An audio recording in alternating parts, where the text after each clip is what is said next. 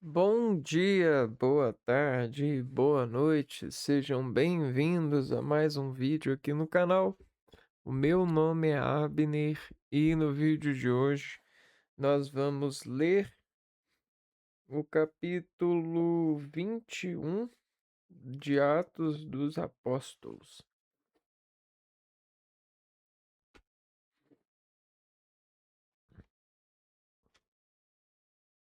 É, a volta a Jerusalém.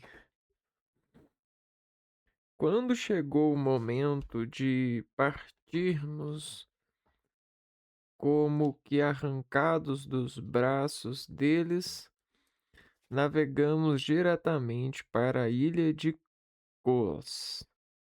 No dia seguinte, chegamos a Rhodes e daí fomos até Patara, onde encontramos um navio que fazia a travessia para Fenícia.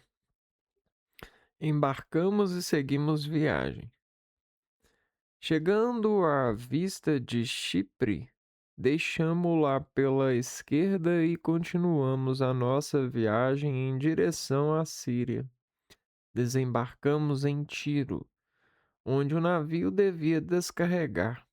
Encontramos os discípulos e ficamos aí 7 dias. Movidos pelo Espírito, os discípulos diziam a Paulo que não subisse a Jerusalém. Quando chegou o dia de ir embora, partimos. Todos quiseram acompanhar-nos com suas mulheres e crianças até fora da cidade. Na praia, nós ajoelhamos para orar. Depois da despedida, embarcamos e eles voltaram para casa. Continuando a nossa viagem por mar de Tiro, chegamos a Ptolemaida. Ptolemaida. Aí cumprimentamos os irmãos e ficamos um dia com eles. No dia seguinte, partimos e chegamos a Cesareia. Aí fomos à casa de Felipe, o evangelista, que era um dos 7, e nos hospedamos em sua casa. Felipe tinha 4 filhas solteiras que profetizavam. E enquanto passávamos alguns dias, aí desceu da Judéia um profeta chamado Ágabo. Ele veio ao nosso encontro, pegou o cinto de Paulo e, amarrando os próprios pés e mãos, declarou: Isto é o que diz o Espírito Santo. O homem a quem pertence este cinto será amarrado deste modo pelos judeus em Jerusalém e será entregue às mãos dos pagãos. Quando ouvimos isso, nós e os irmãos da cidade insistimos para que Paulo não subisse a Jerusalém. Mas Paulo respondeu: O que estáis fazendo, chorando e afligindo o meu coração? Eu estou pronto não somente para ser preso, mas até para morrer em Jerusalém pelo nome do Senhor. Não conseguimos convencê-lo. Então desistimos, dizendo: Seja feita a vontade do Senhor. Depois de alguns dias, terminamos os nossos preparativos e começamos a subir a Jerusalém. Alguns discípulos de Cesareia nos acompanharam e nos levaram para hospedar-nos na casa do chamado Menasson, que era antigo discípulo natural de Chipre. Reencontro de Paulo e Tiago. Quando chegamos a Jerusalém, os irmãos nos receberam com alegria. No dia seguinte, Paulo foi conosco à casa de Tiago, onde todos os anciãos estavam reunidos. Depois de cumprimentá-los, ele expôs minuciosamente o que Deus fizera aos pagãos por meio do seu ministério. Ouvindo isso, eles glorificavam a Deus. Mas a seguir disseram a Paulo: Como podes ver, irmão, há milhares de judeus que abraçaram a fé, e todos são fiéis observantes da lei. Eles ouviram dizer a teu respeito que ensinas a todos os judeus que vivem no meio dos pagãos a abandonarem Moisés e que lhes dizes para não circuncidarem seus filhos nem continuarem a seguir as tradições que vamos fazer. Certamente ficarão sabendo que tu estás aqui. Portanto, fazer o que vamos dizer-te. Estão aqui 4 homens que têm uma promessa para cumprir. Leva-os contigo, purifica-te com eles. Paga suas despesas para que possam mandar cortar os cabelos. Assim, todos saberão que os boatos a teu respeito não têm fundamento e que tu também és fiel na observância da lei.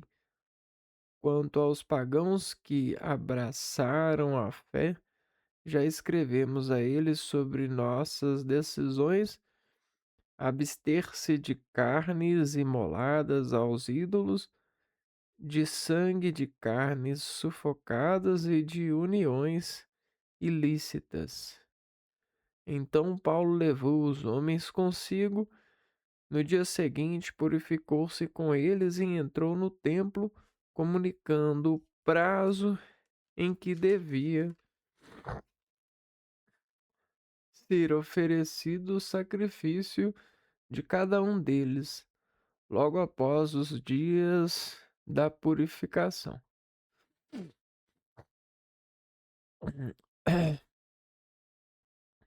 Tumulto no templo e prisão de Paulo.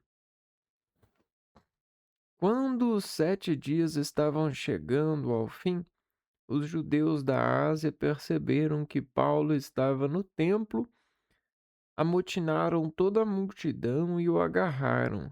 Gritavam: Israelitas, socorro! Este é o homem que anda ensinando a todos e por toda a parte contra o nosso povo, contra a lei e contra este lugar.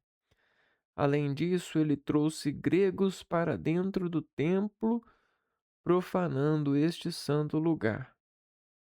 De fato, antes eles tinham visto Trofimo, o Efésio, junto com Paulo na cidade, e julgavam que este o tivesse introduzido no templo. A cidade toda ficou agitada, o povo se ajuntou. Apoderaram-se de Paulo e arrastaram para fora do templo, e imediatamente as portas foram fechadas. Já estavam prontos para matá-lo, quando chegou ao comandante da corte esta notícia: Jerusalém inteira está amotinada. O comandante destacou imediatamente soldados e oficiais e investiu contra os manifestantes. Estes, vendo o comandante e os soldados, pararam de bater em Paulo. Então o comandante aproximou-se, deteve Paulo e mandou que o prendessem com 2 correntes. Depois perguntou quem ele era e o que havia feito. Na multidão, uns gritavam uma coisa e outros outra. Não podendo, por causa do tumulto, obter informação segura, o comandante ordenou que conduzissem Paulo para a fortaleza. quando chegou junto aos degraus, teve de ser carregado pelos soldados por causa da violência da multidão, pois o povo o seguia em massa, gritando: Fora com ele!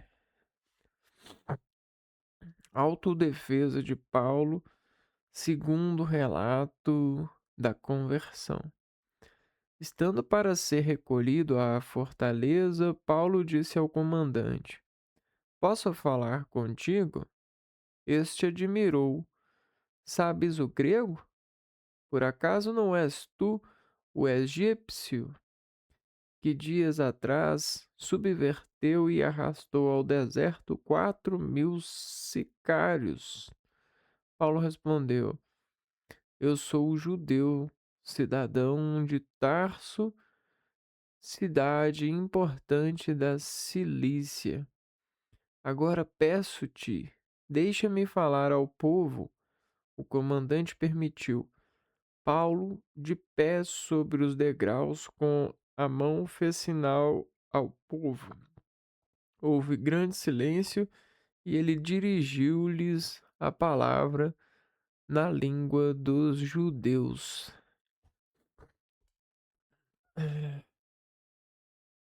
muito interessante, então, essa essa relação que estamos assistindo através do imaginário repercussivo dentro das frases que encadeiam, eh, para nós essa imaginação.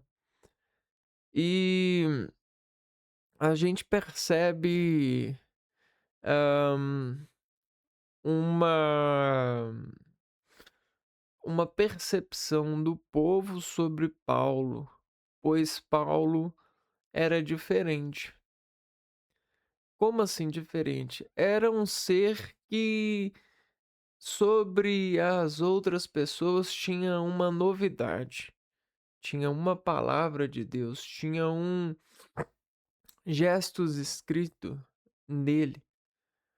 Ah, hoje a gente pode conceber, dentro da graça da intelectualidade, várias informações onde cientificamente se encontram, dentro de lógicas, uma propriedade relevante para revelá-lo em entendimento.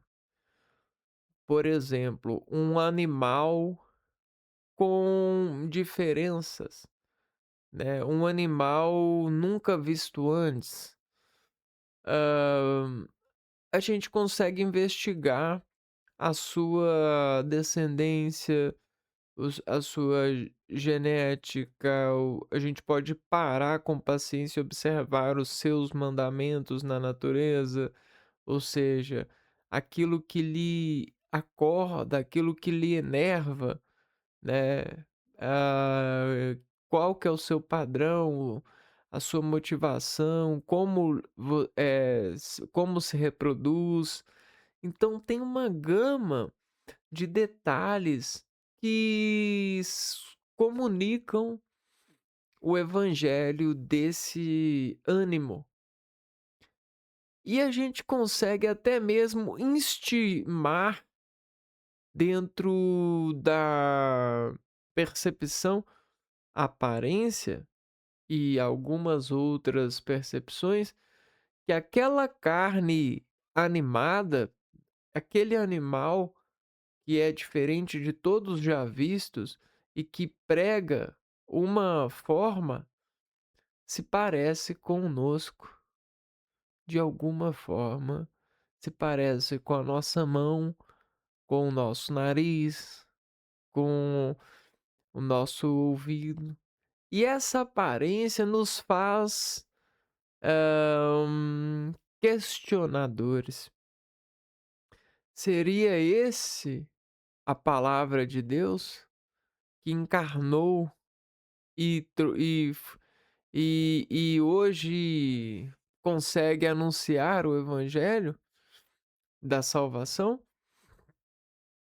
Mas aquele animal diferente ali, aquele novo animal, que nós não conhecemos, ele que traz a palavra, vamos supor, aquela cobra, aquele anelídeo, aquele, mosquito, aquele pássaro, será? Mas por quê? Porque Deus está na natureza, ele está no animal e está no homem, pela pelos auxílios dos relacionamentos e pelo amor conseguimos, nos libertar para essa salvação. E Paulo, vamos dizer que ele estava animado por Deus, carregando a sua misericórdia, a sua palavra, o seu evangelho, pois descendia de Jesus, o apostolado, né. Então vamos dizer que com isso, todos se intrigavam. Era como se fosse, entre nós um albino, por exemplo, um ser todo branco, o que é muito esquisito, né. Vamos supor que na época tinha pessoas mais morenas, pretas e brancas e amarelas, vamos supor assim. Tinha as pessoas só assim que era visto. E de repente aparece uma pessoa toda branca, então vamos dizer que tinha pessoas, as pessoas elas só encontravam um modo de vida, né, elas eram muito parecidas, e aparece alguém muito diferente, porque praticava a fé em Jesus Cristo. E ele, na sua diferença, preocupava o povo. E o povo, com medo desse diferença, dessa, por exemplo, dessa, desse vírus, né, dessa preocupação, dessa ameaça, eles eles foram diante dela e tentaram contê-la, mas isso era por causa do medo. É o segmento da carne, né, é por por impulsão, é o impulso do medo, do desconhecido, é a falta de fé em Deus, é a falta da coragem, é a falta da busca pela interpretação da palavra que novamente se apresenta na graça de Deus.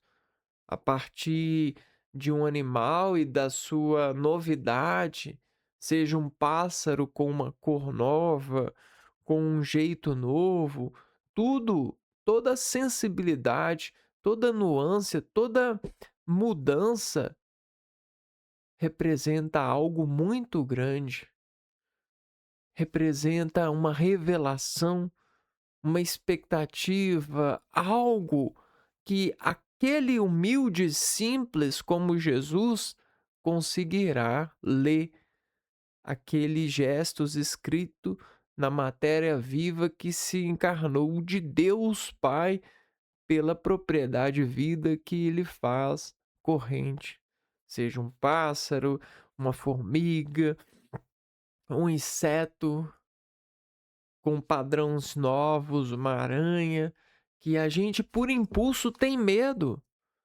mas se a gente prender e aos poucos interpretar e ver que não há mal nenhum naquele animal, que o medo era um impulso nosso, a gente vai se formar, a gente vai se arrepender, a gente vai se tratar, a gente vai pedir perdão e a gente vai falar: "Perdão por ter por ter pensado em matar esse animal.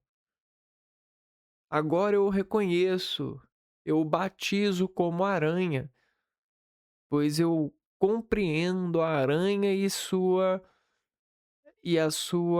o seu lugar no reino do céu. Assim como eu reconheço Paulo,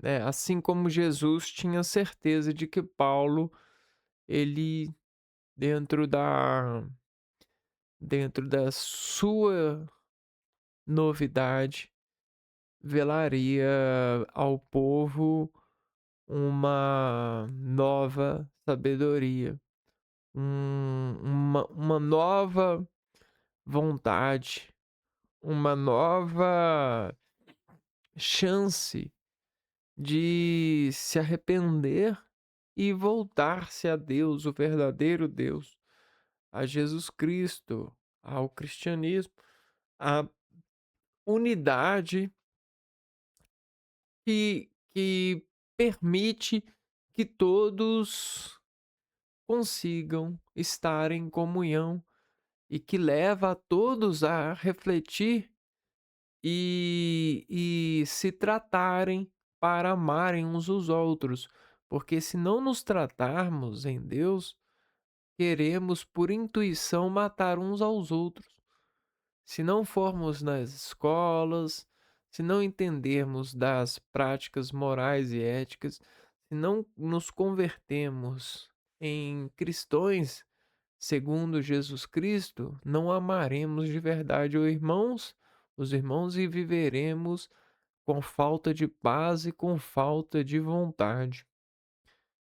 Iremos preferir a morte, iremos caminhando pelo caminho que não tem salvação, um caminho de falta de amor, falta de palavras, falta de conexões com a matéria viva que descende de Deus e descarrega em nós, a partir do Espírito Santo, a graça para continuar vivendo e a esperança de nos mantermos fiéis a Deus nessa vida e desmantelarmos uma formação angelical, uma formação que situa-se da graça do amor, que se fortalece com amor, que emana amor, que imagina-se amor, que leva amor para os outros porque ama a si mesmo, porque é o Espírito Santo de Deus nos amando, e esse amor nos cobre e nos controla em carne, não nos deixa em impulso seguir o caminho do mal,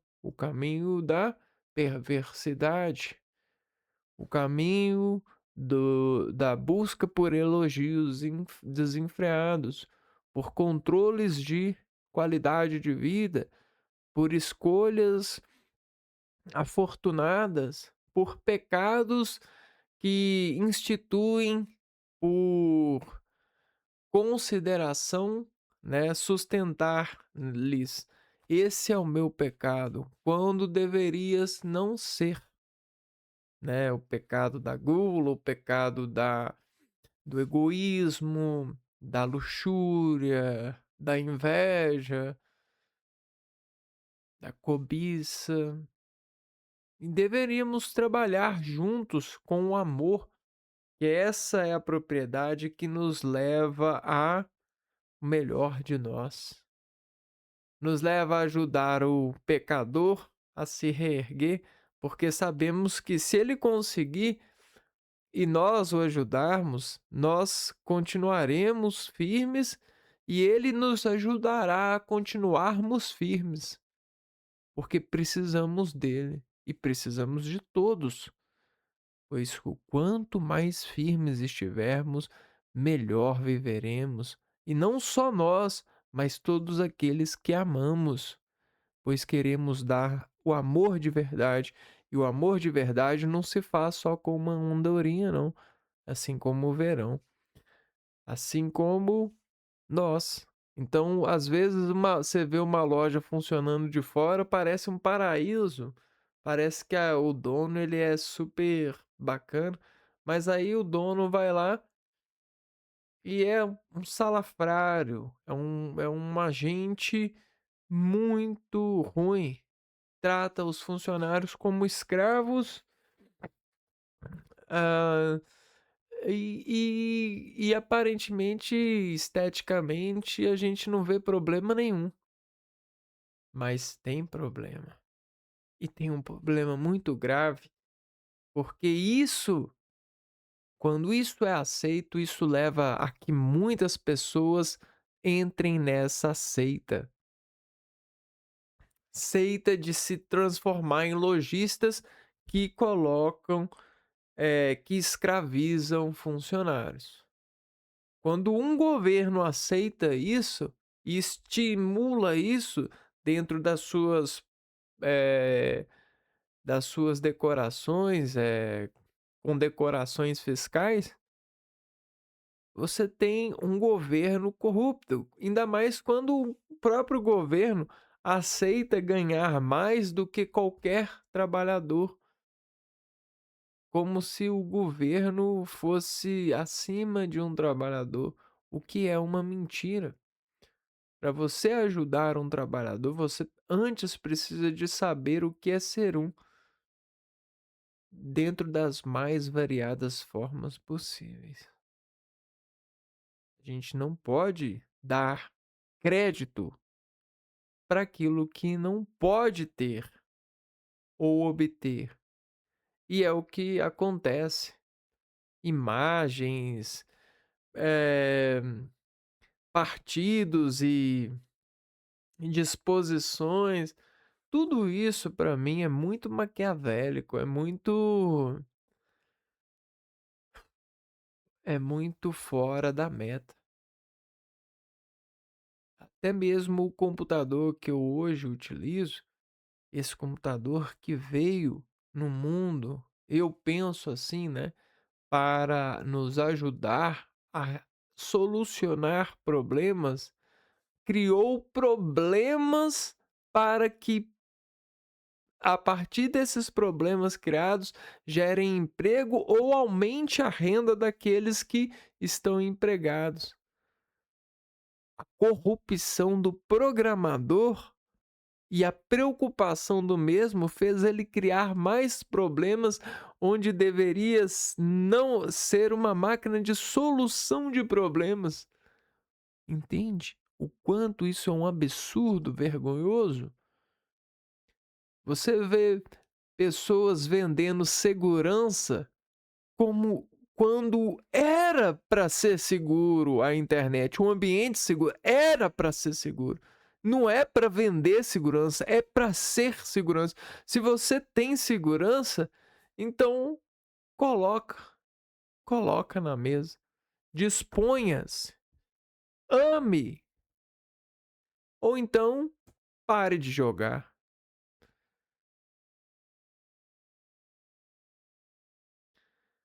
Ei, a gente está falando de irmãos e irmãs, de família. A gente não está falando dos seus sonhos. Até porque você só sonha com os seus sonhos porque você está preso. Preso na necessidade de acreditar ou emanar em aparência que ama dentro dessa seita, dentro dessa história. Mas o amor, ele não precisa disso. O amor, a revelação, o Jesus Cristo. Por exemplo, se você estuda biologia, você quer o conhecimento, você não quer o dinheiro. Não, você paga para ganhar o conhecimento. Muitas vezes você fala assim: não, espera aí, gente, vamos juntar um dinheiro aqui, vamos organizar aqui uma estratégia para a gente capturar essa espécie nova e com calma aprender ela, porque é importante, vamos pagar para isso. Isso é amor,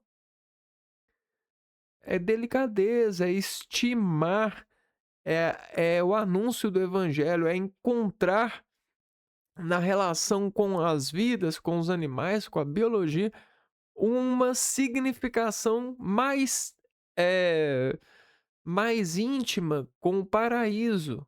comparar isso, entrar na casa da comparação e semelhar dela e extrair notação e paz, e não dificuldade, e não falta de fé, e não doença, e não classificação injusta, e não poder. O amor, ele sempre poderá, mas esse falso amor, ele nos escraviza, ele nos deixa mais burro do que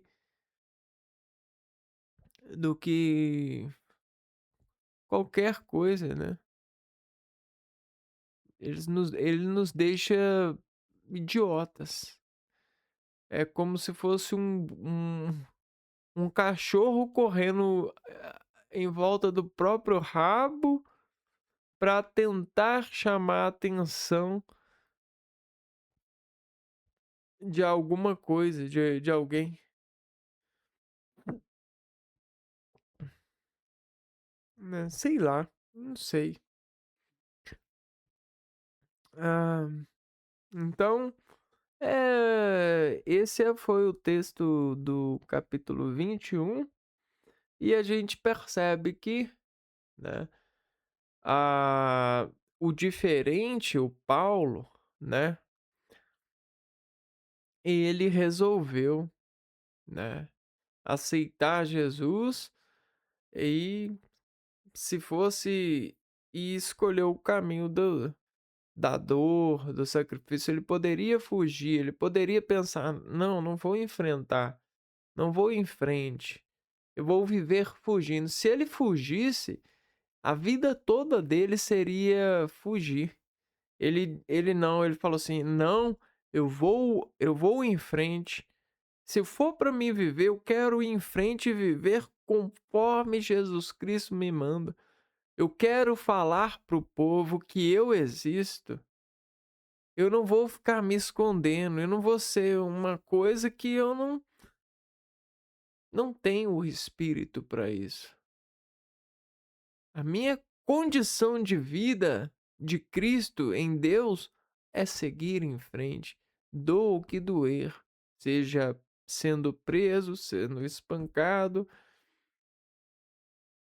ou possi sendo condicionado a prestar as contas que a graça de Deus traz, investe em mim e dá na informação, na palavra,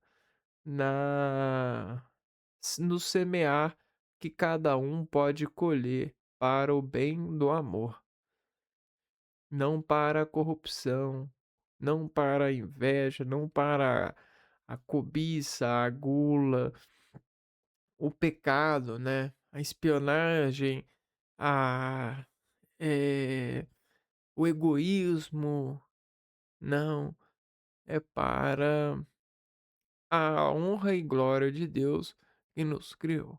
Que saibamos saber que nós somos como Paulo, somos uma unidade viva que é única, tem uma conexão única com Deus. Que a gente saiba entender isso e não prestes contas em, di- dis, dis, em subtrair isso pela organização de nomear e de ser e estar a partir de uma relação com o mundo organizado e o trabalho, que a gente não perca isso, essa aliança, essa unidade com Deus, pois isso é preciso, isso é verdadeiro. Isso não quer dizer que somos melhor ou pior do que uma formiga, ou do que uma galinha, ou do que uma vaca. Isso não quer dizer. Isso só quer dizer que nos aceitamos e pretendemos utilizar desse aceitar para honrar o nosso verdadeiro pai, né, o nosso verdadeiro sentido, que é a união a partir do amor, né. E não me entendam mal, mas o casamento, ele tenta até fazer isso, mas ele tem problemas. Ele é cheio de problemas, porque ele estimula regras que são de imposição da hierarquia, muitas vezes, do homem para com a mulher, já há muito tempo. Então, o casamento ele tem muito machismo, ele tem muita coisa de imposição, né. É só você parar um pouco para refletir as imposições. E isso não combina com Deus, ele não combina com a natureza. Então, o casamento, ele é bom, é, mas ele é bom quando ele se faz de uma forma natural, sem disposição para roubar, sem as regras que lhes fazem preocupar com o que é de um, que é de outro, se separar vai levar, isso e aquilo. Isso não é casamento. Isso é negócio. Casamento, amor, ele é eterno. Ele une e não tem isso. Então, a gente tem que tomar cuidado, porque o verdadeiro casamento, às vezes, nem ninguém sabe.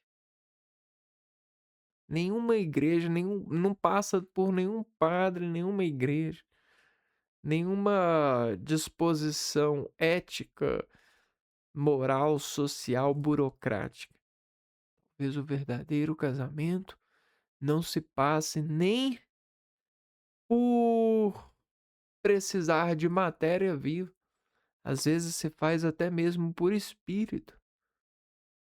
Então não me entendam por mal, mas a brincadeira dessas instituições burocráticas tem deixado o mundo muito doido, mas doido de tristeza. Tem deixado muito mal acostumado, muito relaxado, muito indisposto para amar. Hoje, o pai não doa para o filho aquilo que o filho precisa, ele nem sabe do que o filho precisa, mesmo com todas as comunicações possíveis.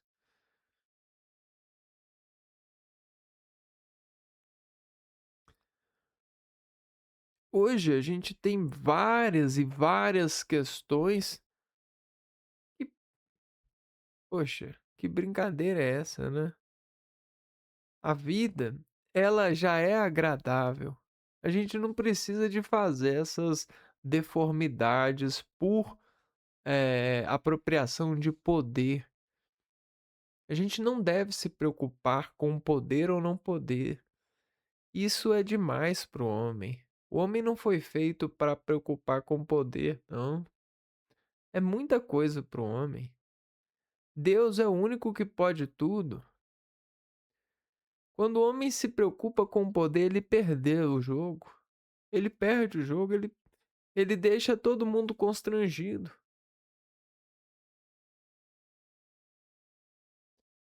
Em- E quando a gente está com amor e não com o poder, as, as pessoas, né, as coisas, as relações com a vida fluem com muito mais sabedoria do que a sabedoria aparada pelo título de diplomacias.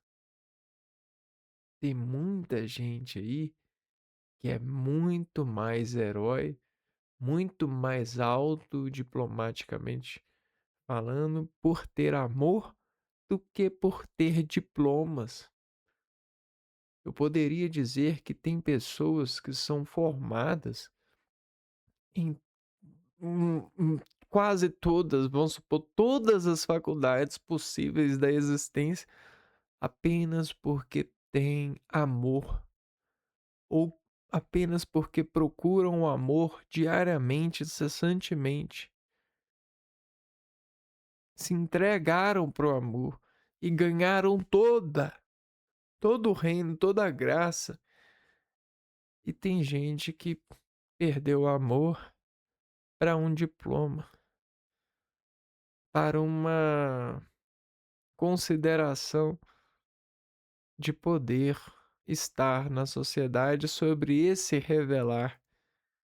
Não revele-se assim, irmão. Revele-se amando.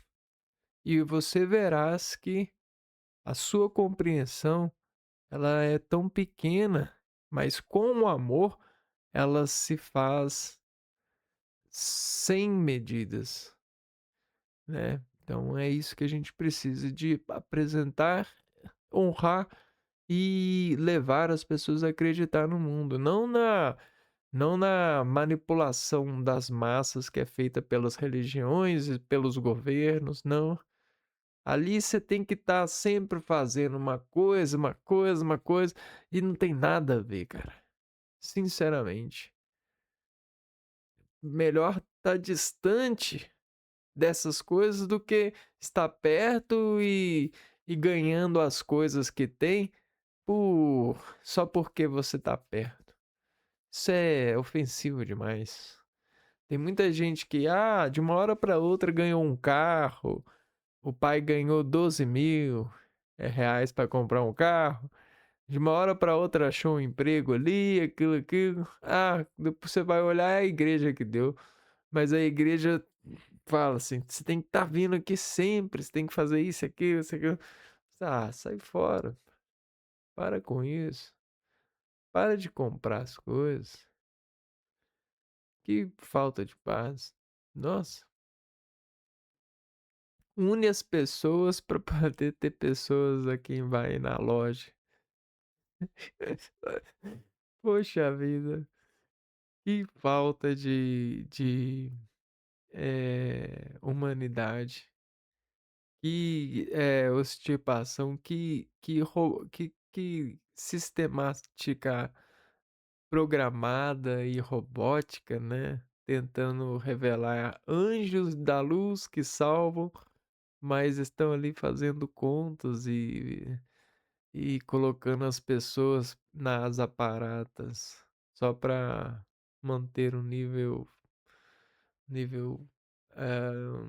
entre as pessoas. Cara, nossa, que saco, cara. Coisa triste. Que coisa triste. Acordar para isso é muito ruim.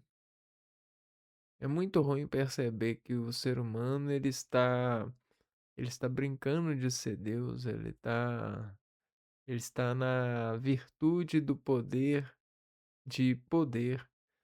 E de repente, uma hora para outra, ele coloca uma pessoa que aparece não ter poder e ela ameaça você dizendo que tem poder, mas você tem que acreditar. Aí você doa para essa pessoa alguma coisa, você se faz acreditar nessa pessoa e de repente a máquina da da revelação começa a aparecer, de repente aquele era Jesus Cristo, de repente um milagre acontece na sua vida. Cara, que história, essa história já tá contando há muito tempo. Dá para perceber a fábrica de informações e de reações esperadas, a expectativa dos seres. Isso para mim é muito maquiavélico. Cara, eu fiz tudo direito.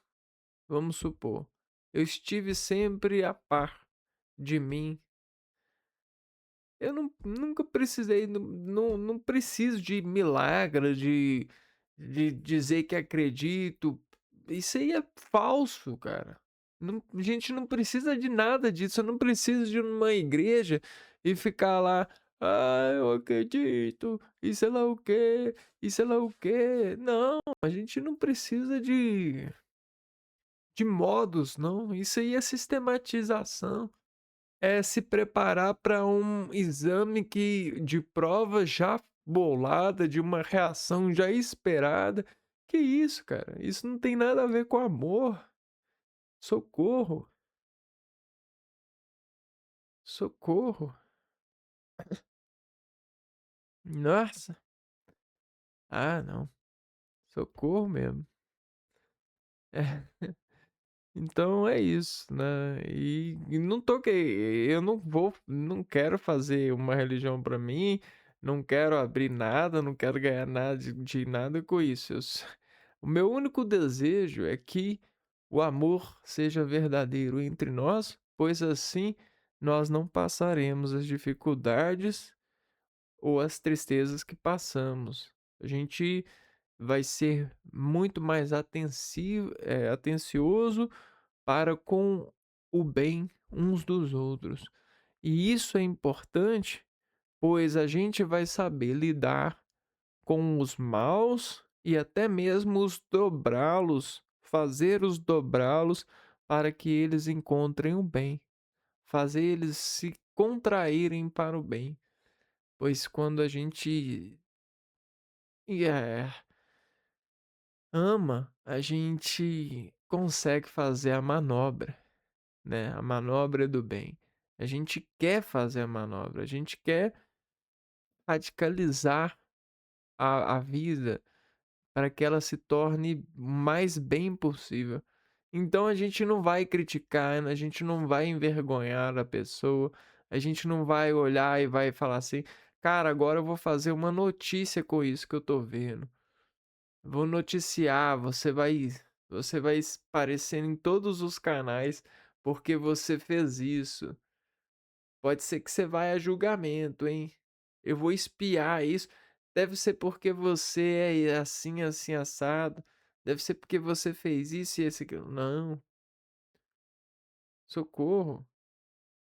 E se fosse eu? E se fosse você?